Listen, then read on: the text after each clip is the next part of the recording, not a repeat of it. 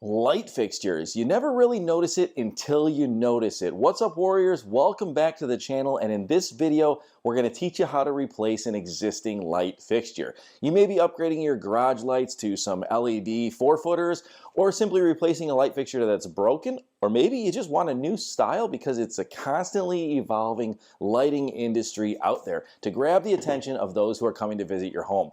Well, in this video we're going to teach you step by step how to do this. You don't need a whole lot of tools for this job. A 10-in-1 screwdriver or even just a Phillips and a flathead will probably get you through the whole job. I do recommend, however, that you have an electrical proximity tester just to ensure the power is off once you flip that switch. And also possibly needed would be an electrical wire strippers or electrical pliers in case you got to strip back some wire after we inspect it. It's a really easy job, so let's jump into it as Dan and I from Warrior House DIY show you how to replace your light fixture. Warrior House DIY, empowering you with skills for life. Make sure to like this video, check out our helpful links in the description below, and don't forget to subscribe. There's really only two main steps to replacing your existing light fixture. It's 1, removal, and 2, installation. I'm going to break those down for you as Dan replaces this light, but stick around to the end of this very short video for a third bonus step, which is ceiling repair. So breaking this down, assuming that you've already selected your light fixture, you're going to have to tackle what's existing on the ceiling already. But first, let's ensure that the power is off. Flip the switch on the wall, test with your electrical proximity tester that there's no energized wires in your space.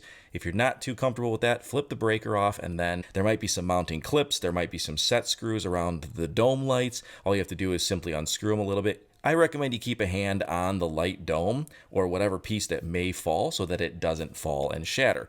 Then you'll remove the metal base. In this case, you can see this is a 4-foot fluorescent light fixture, so there's going to be a few screws holding that up. They might be toggle bolt anchors like we have in this case. We're going to clean the area up, prep the area because the new light fixture that's going into place is a lot smaller, as you can see here, held on by 2 small set screws that are going to be mounted to a mounting bracket.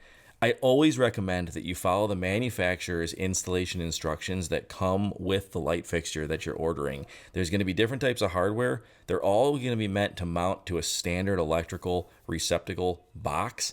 But in this case, you can see there's a movable piece here. What do we do with that piece? Well, we're going to install it to the electrical receptacle, and then we're going to take the movable component that's got the built-in mounting bolts for the light fixture and turn it perpendicular 90 degrees so that it's in place. Always make note of the orientation of your mounting bracket so that the light fixture is facing in the direction that you want it to after it's finally installed.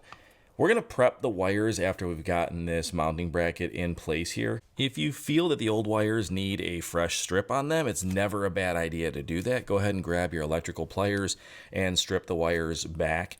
And then you can twist the wires together using the wire nuts that came with the new light fixture or the ones that were already existing, whichever one's going to give you a more snug fit. Typically white to white, black to black, and connect your ground wire.